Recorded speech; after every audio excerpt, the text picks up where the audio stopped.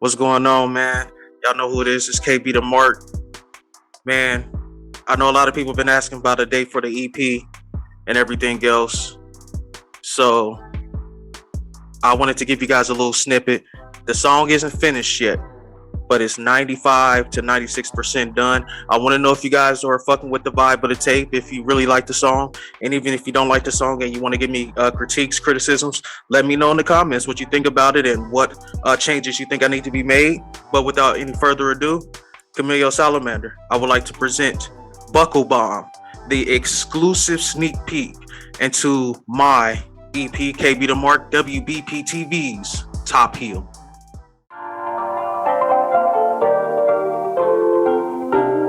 Curse stomp, yo niggas heading to the ground, now you seeing HD.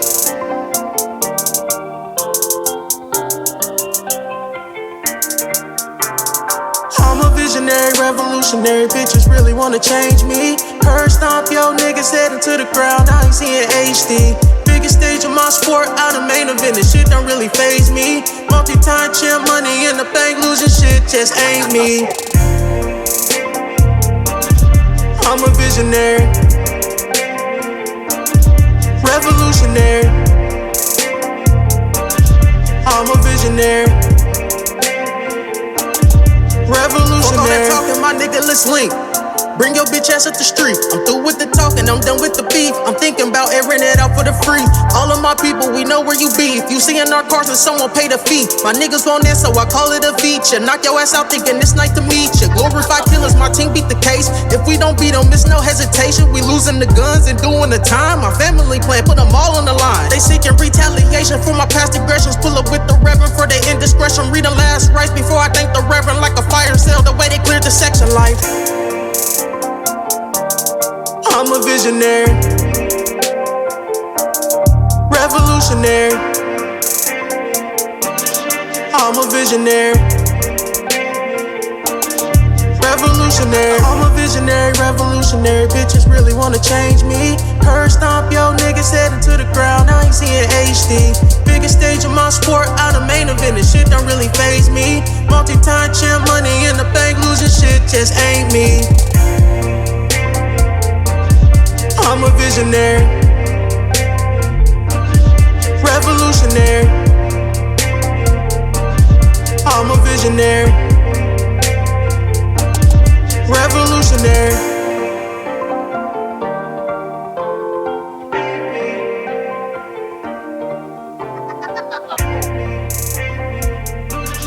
I'm a visionary, revolutionary. You will just listen to Buckle Bomb by KB the Mark. Now, usually this will be an exclusive to our listeners on Spotify, Apple Music, etc. But since we really fuck with y'all here on YouTube, we decided to give y'all the exclusive tape. Now, today we got some news stories. So without further ado, let's go ahead and cue that news.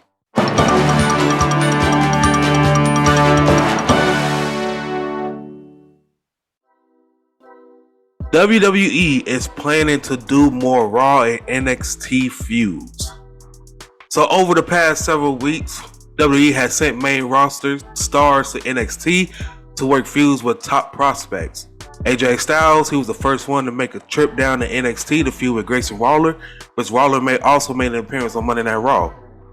Dave Meltzer, he noted on the Wrestling Observer Radio that the plan going forward is to always have a Raw star in the feud with an NXT star as a way to boost up NXT 2.0 ratings, since both shows air on USA Network.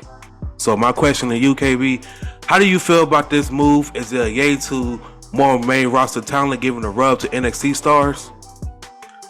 I think it just depends on how you look at it, Camille Salamander. In a way, it's a good thing. Like you said, it is giving a rub, but I thought the point of NXT 2.0 was to build new stars, not have your old guard get the new guard over.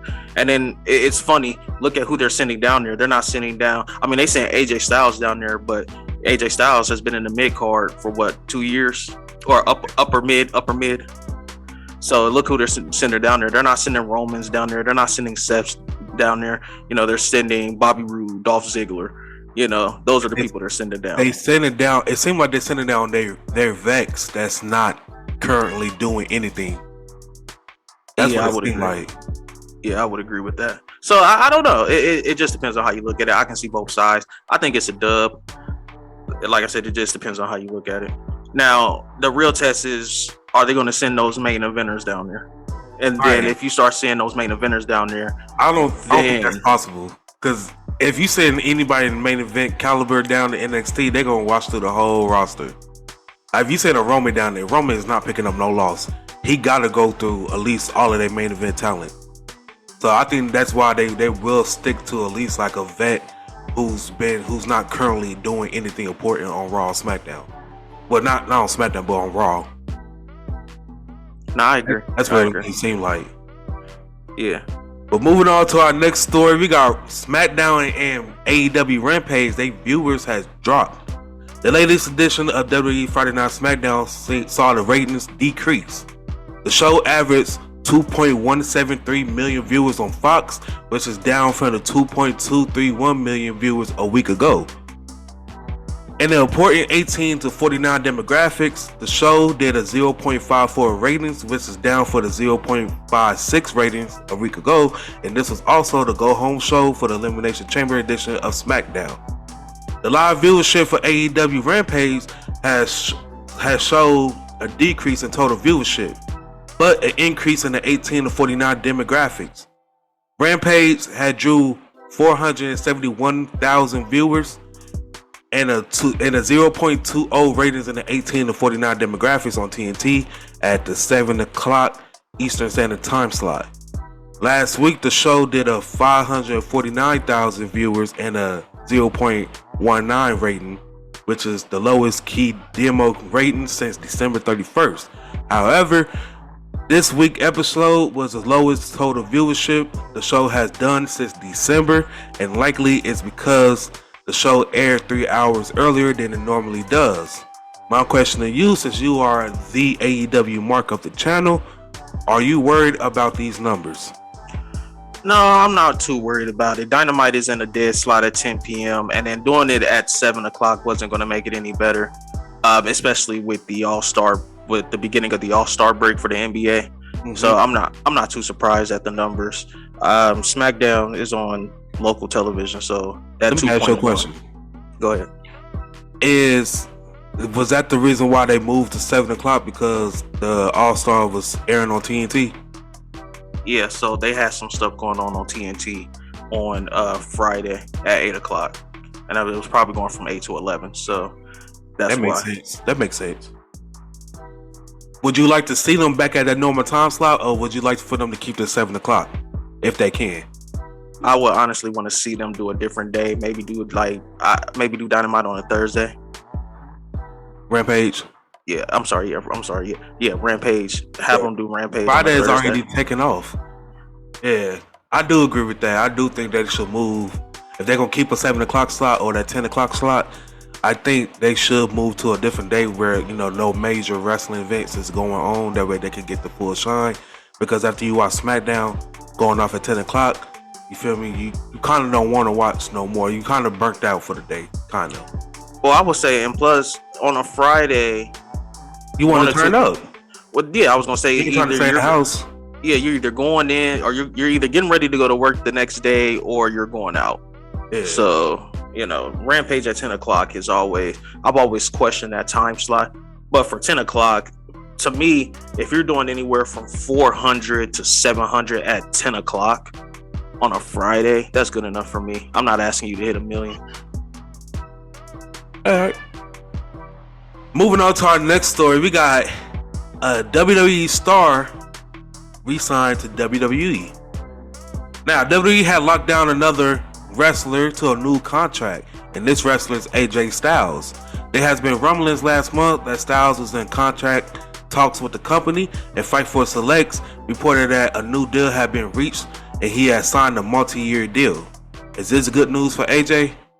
I mean, he has went down to say that he want to retire here at WWE. He want to end his career here. So, I mean, looking at it, it is a good news, but just looking at what he's been doing the last 2 years, how he haven't been pushed like that, and just being the upper mid card, not really doing nothing, just hanging around there. He's still on weekly television, so he's still that important that WWE want to keep him on TV weekly.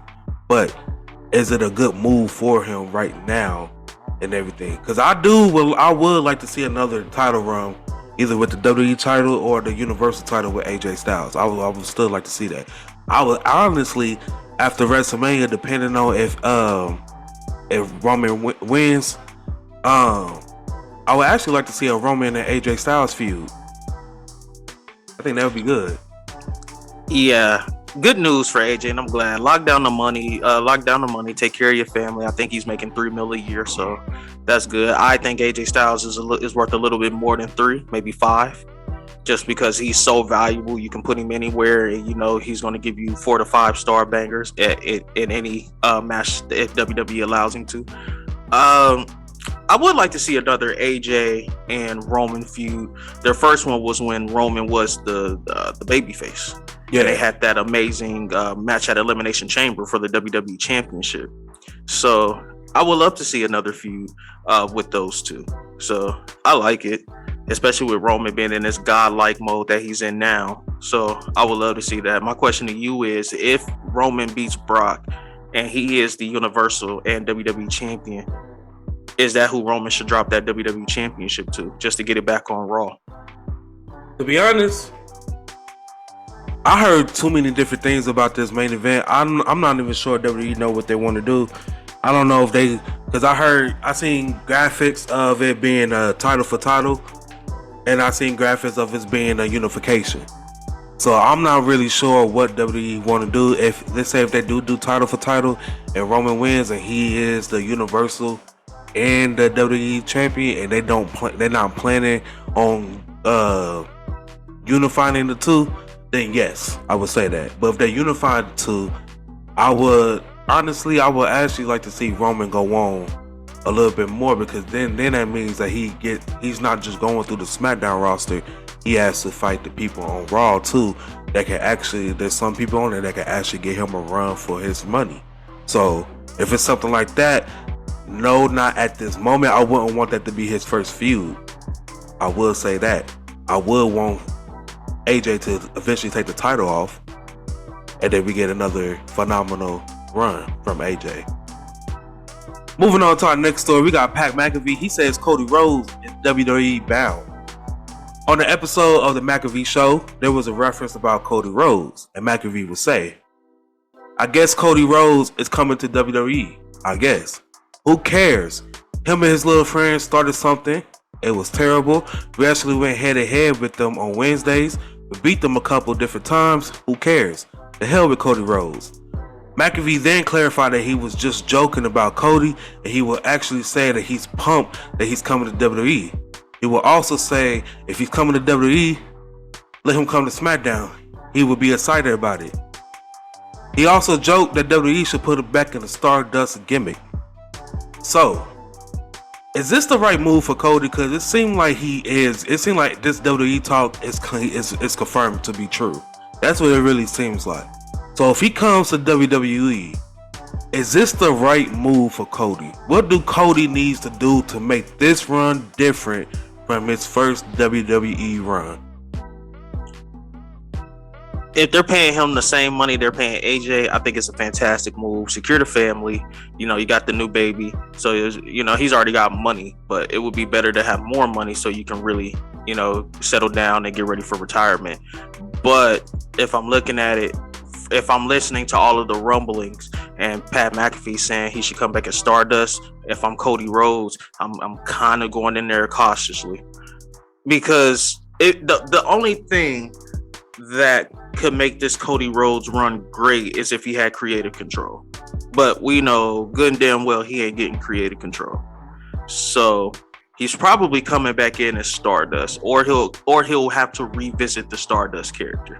And if they book him the same way as he was getting booked in 2016, well, I'm sorry, he left in 2016. If he's getting booked the same way he was way back when, how big of a move, how big of a laughter is the IWC and the AEW marks going to have? You know what? Go ahead. I believe we looking at this whole situation wrong. And let me tell you why. Yes, 2015 was a horrible run for Stardust, aka Cody Rhodes. The way he was booked and everything. But when he left, he made a star of himself overseas, and with another company got bigger than what he did in WWE. So what if, because WWE, they had a good relationship with Dusty Rhodes and everybody of the Rhodes family. Go with Dustin and Cody, they just didn't see eye to eye with things, but they still have mutual respect. So what if WWE, having a respect for the Rhodes family, see that he really because he was probably protesting backstage that he can be more than what they giving him, but they probably didn't see that in him at the time. So what he do? He left, showed them, proved them wrong, and now that he's coming back, with WWE sees it and they give him that same respect back.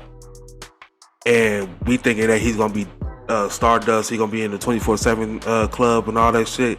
But what if that's not the right? What if WWE is honestly gonna give him an honest push as a top star?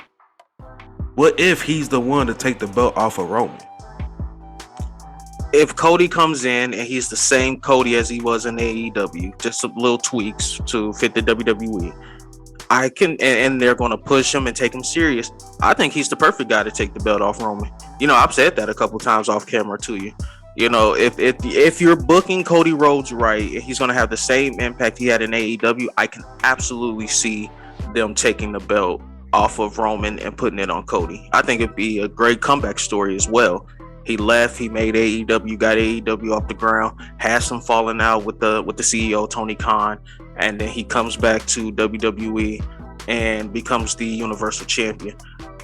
My question, or not a question per se, my concern is this a 6-month push, a 2-month push, a year push? Because the story is not the push. How long is the push? And if that push is only 6 months and he comes in, he takes that belt off Roman, he has a 6-month push, and then for the rest of his WWE contract, he's Stardust, then those 6 months don't really matter. Yes, exactly. Nice way to put it, KB. Moving on to our next story, we got NXT ratings increase as the show makes a return to USA Network. The show drew 612,000 live viewers on the USA Network, which is up for the 525,000 viewers the show did a week ago on Sci-Fi. It did a 0.12 rating and an 18 to 49 demographics, and the show did a 0.11 rating a week ago. Maybe Raw stars appearing on NXT is a good thing. I mean, you got a Dolph Ziggler and Tommaso Ciampa match with a returning Bobby Roode to the NXT brand, so it's always good. My bigger concern with that is that 18 to 49. Well, you said it was a 0.1? No, this week it did a 0.12. And last week it did a 0.11, so it went up 0.1. Exactly. The main folk or the main watchers of NXT, I think, is 50 plus. Probably, so yeah. That's a problem. But it's a slow increase is good increase.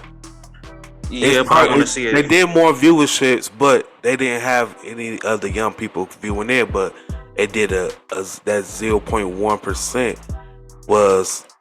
It just showed them that, all right, maybe this is a good thing. This is why they having more Raw stars appear on NXT to bring in a younger viewership. So I mean, this is like the second week consistently since they really been doing it, or the third week, second week since they announced it. But my question to you: who you think after Dolph Ziggler? Who you think will be the next star to make an appearance? Oh, depends. That one I don't know. If I'm gonna throw a name out there, I guess I could see Mysterio go down there doing something with one of their stars down there. I honestly like for them to switch it up instead of being like the singles Like, you send somebody from the upper mid card or your mid card on Raw to face off against somebody who's on the main event card on NXT. How about we send a tag down there to give off a rub of their up and coming tag who's gonna be making a main roster debut? I mean, if that's the case, then send Alpha Academy down there and have them go against the Creed brothers. That is to me, that's a NXT premium live event match. I can definitely see Alpha Academy versus the Creed brothers or MSK in a stand and deliver event. Go ahead.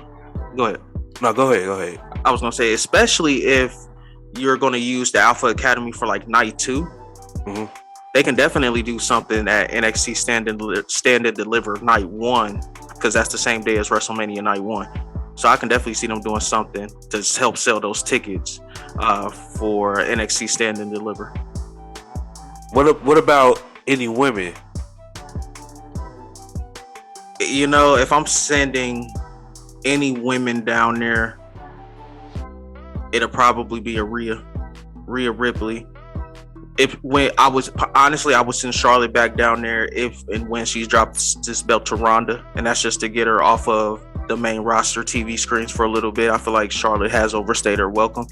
Send her back down there to NXT, help bolster that NXT women's division. She doesn't need to hold the NXT women's belt. Charlotte on SmackDown, they're doing just Raw.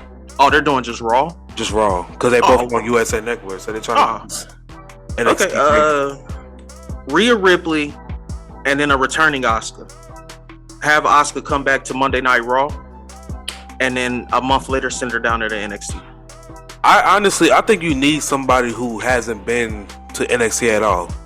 Because AJ Styles, he was never on NXT. Dolph Ziggler was never on NXT. So I think they sending people who ain't never been there to give off the rub. But then if you send like a Rhea Ripley or Asuka, it just seemed like, it's Finn Balor again. You know? What woman on the main roster that's on Monday Night Raw? No, I think Natalya wasn't in it. Natalya wasn't in NXT. The original, but do you count the original? Because then you got to count Daniel Bryan as being part of the original. I count the original NXT being. I count NXT really be starting off with the Shield, and when Corey Graves was wrestling, Kevin Owens was down there. I count that as a NXT. The original NXT was more of it was like how TV shows give off their pilot episode before the real series start, just so you get a feel of what the show will be. That's what I think the original edition was, which you had, the Nexus and Bryan Danielson. That's where you had Husky Harris and all that. I don't really count that being as part of NXT. I think that was just for that was just the pilot of NXT, and then the one with Triple H is the one that we actually got. That's what I think. So I'll say like a Natty down there. She's on SmackDown though. Damn, she is. This is kind of who the fuck do they got? That's what I'm saying. No, they use the same 5 women every episode. Maybe you send was Nikki A? Well, yeah, she was part of Sanity. I was gonna say maybe a Nikki ASH. Hey, what about since Lita's done? What about you bring her on Raw, or just bring her on NXT and do it that way? You could do that. You could definitely do that. Well, what should become the NXT Women's Champion?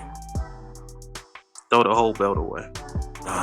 That'd be perfect. A perfect rub. Oh, Lita's not good anymore.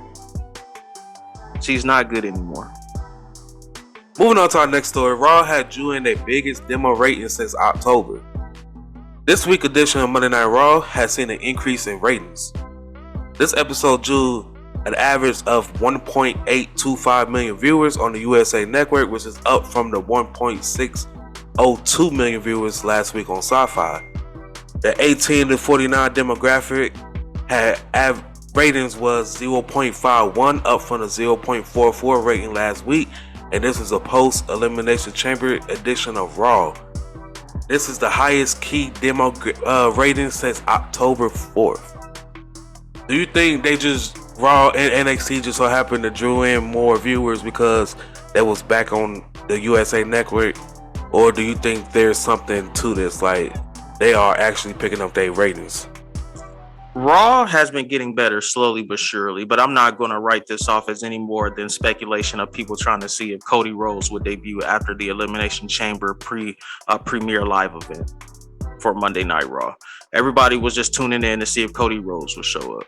So, I think it's going to be a good selling point. I could see Monday Night Raw hitting the 2 million just because people are going to tune in to see if Cody Rhodes debuts this week, or if he debuts next week, or the week after that.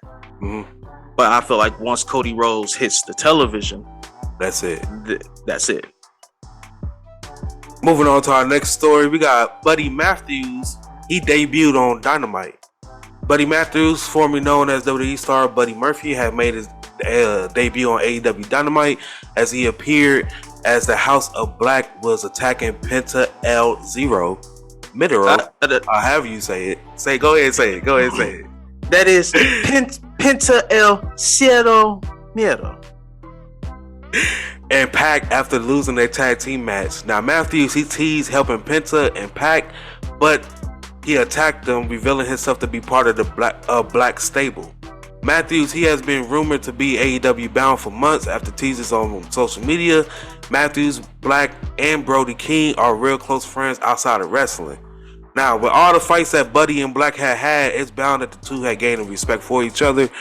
But last week when me and you was watching the Dynamite, we both predicted when they cut that promo or saw that little video package of that silhouette person, we both predicted that was going to be Buddy Matthews. And this is the right move. I'm loving seeing this stable increase the way it's doing. And I just want to see more. Yeah, definitely agree. He looked fantastic. Salamander, do you think he looks better now than he looked in WWE? Just like body wise, physique wise? Yeah, he got jacked. He's jacked. He was always big. That was the funny part. He was always big. But now he's huge. Yes. He just fits the House of Black so well. And I like that. And what I liked about it the most is you still saw the little bit of animosity creeping in from their previous employer, because you see the way he was grabbing his beard yesterday. He was grabbing on his beard, smacking him around, really adding that intensity. Like, yeah, you might be part of the House of Black, but we still got problems. It's this subtle storytelling underneath the main layers. We're getting a Malachi Black and Buddy Murphy match somewhere down the line. And just like in the Fed, it's gonna bang. Except now they're gonna have less restrictions. Yeah. So those kicks and those knees are gonna be harder. Right. Moving on to our last story of the day, we got things was getting real on Dynamite. There was an excellent in-ring promo featuring Chris Jericho and Eddie Kingston on AEW Dynamite. Now Kingston, he said he's not a sports entertainer and he didn't know why him and Jericho was in the ring doing the talking segment.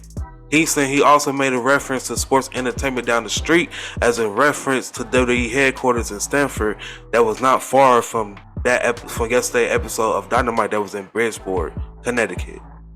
Chris Jericho, he said that he made it big time at 22 years old and Kingston didn't make it until he was 38. And he think Kingston is jealous deep down because he doesn't think that he can achieve what Chris Jericho had achieved. And he can't be on Chris Jericho's level. Chris Jericho says that Eddie Kingston said that he wanted a serious Chris Jericho. The Chris Jericho that bled buckets in Tennessee, the Jericho that turned WCW upside down. And Kingston also said he wanted the Jericho that Levesque hated. And if y'all don't know Paul Levesque, it's Triple H. This was between this and MJF promo, one thing AEW knows how to do, they know how to fucking put on a fucking promo. I will say that. I think they really going out there giving a talent pointers on to what to hit and letting you do it from there. And that's the way this shit do it. We are not in school. Don't write my promo out for me. I'm a grown ass man or I'm a grown ass woman or whatever. tell me the pointers you want me to talk about, and then I'll make it happen from there. And that's what AEW is doing, and I really appreciate that for them. But so far, man, I don't know if it's between the MJF promo or this promo. This shit was fucking awesome. And it kind of did seem like things was getting real, but I don't think things will ever get real than that Brandy Rose promo. That shit, and after all this shit that happened now, that shit seemed like that was personal. So let me touch on this MJF promo first. Then I'll touch on this Kingston Jericho. My fucking goodness, Salamander. MJF came out and cut one of the greatest promos I've ever heard. But he's a heel. Comes out and cuts this amazing babyface promo about him being bullied, about him having racial slurs thrown at him. And it all boiled around how basically CM Punk is a dick. And I loved how MJF played on that. To you, CM Punk, this was just a Friday. But to me, this was one of the greatest moments of my life. You know how they say you should never fight your heroes? Mm-hmm. That was the epitome of this promo. I see that WWE and AEW kind of like doing the same shit. Like this promo, I mean, this feud is the male version of Becky Lynch and Lita. Yes. Exactly. It's like when one company is doing, it seems like when one storyline is working with one company, the other one do it, and just what they spin to it. Yes, definitely. That promo was great. But remember what I said? I want to say I said this about a week or two ago, and I said I don't want to see Eddie Kingston carrying feuds. Right. He needs people on his level. And what did this Chris Jericho and Eddie Kingston thing show you? It proved my point. When you give Eddie Kingston somebody like a Jericho, a Moxley, a Punk, and probably a Danielson down the line, you get shit like this. The line that Eddie Kingston said, I want the same Chris Jericho that Paul Levesque hated. Chef's kiss. And then Jericho ending it with you're going to get all that plus more. What if he's got some more people coming into the inner circle? I don't think so. I think he's wrapping up. If he do, it's not gonna last long. I think he's trying to wrap up his storylines that he has with AEW because his contract ends early 2024. So meaning he really got the rest of this year and all of next year to really do what he got to do before his contract ends. I'm pretty sure his contract probably ends within the first 3 months of 2024. I mean, that's 2 years, though. He could definitely bring somebody in for a year. Especially with Santana and Ortiz going with Eddie Kingston. But would you rather see that, or would you rather for them to tell the story of the dysfunction of the inner circle? I mean, of course, the dysfunction of the inner circle. Because you got to tell a story before, because most of these stables been around since the beginning. So you got to tell the story of either the inner circle overcoming, and now they ain't got Chris Jericho, they got a new leader and new faces, like somehow the Temptations is, but you only got that one original member who been there since the beginning. So that would be Jake Hager, but everybody else is coming in, new faces, but it's still the inner circle. Or would you rather just see like they just defunct and they don't exist no more? You know what? Now that you sat there and said it, I would much rather see them just go into obscurity. But on Jericho's way out, I would love for AEW to be booking Sammy Guevara to be that first AEW champion out of the 4 pillars. Mm-hmm. And I would love for Chris Jericho on his way out to get one more run with that AEW World Championship. But Sammy Guevara is the one to take it off of him for his very first AEW championship. Can you imagine a heel Jericho against a babyface Sammy Guevara for the AEW World Championship at maybe a Revolution? And that's Sammy Guevara's crowning moment to becoming the AEW World Champion. Chris Jericho putting him over on his way out. That will be a good one. I'm not even gonna lie. But alright guys, that's it for today's news. Go ahead and let us know in the comment section below if y'all like it better like this with KB the Mark and I, or if y'all just like the news better with just KB the Mark. Go ahead and check out the DNB Podcast here on YouTube. And for more exclusive episodes of the DNB Podcast, check us out wherever you get your podcast from. I'm Camilio Salamander. This KB the Mark. And simply, be some fucking marks. I started with nothing and came out a king. I've been the one that's been ballin' for rings. It's been me and my team and we chasing the green. My team be the shit, we ain't ballin' for free. My team be the shit, we ain't ballin' for free.